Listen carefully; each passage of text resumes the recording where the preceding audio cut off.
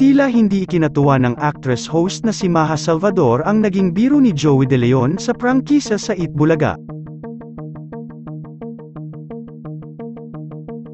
Napansin ng netizens na hindi natawa ang aktres na si Maha Salvador nang humirit si Joey De Leon tungkol sa prangkisa.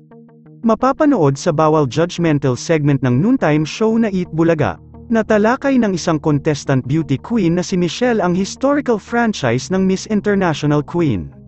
Matapos ay pabirong humirit si Joey, "Buti pa kayo may prangkisa," na naging dahilan ng pagtawa ng mga tao at ng mga host na nagsasabing maaaring ang tinutukoy ni Joey ay ang bigong franchise renewal ng kalaban na station na ABS-CBN Corporation. Na agad namang napansin ng ilang netizens na hindi natawa sa biro ni Joey ang dating kapamilya aktres na si Maha.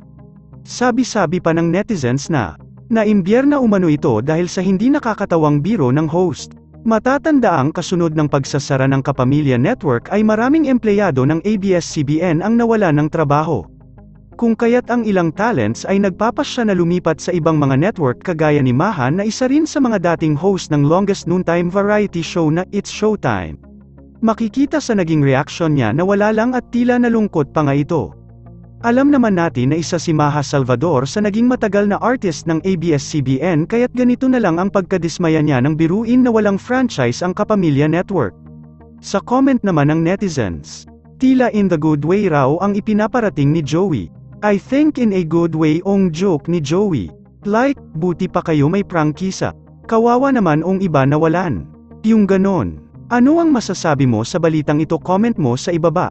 Yun lamang po, maraming salamat po sa panunood.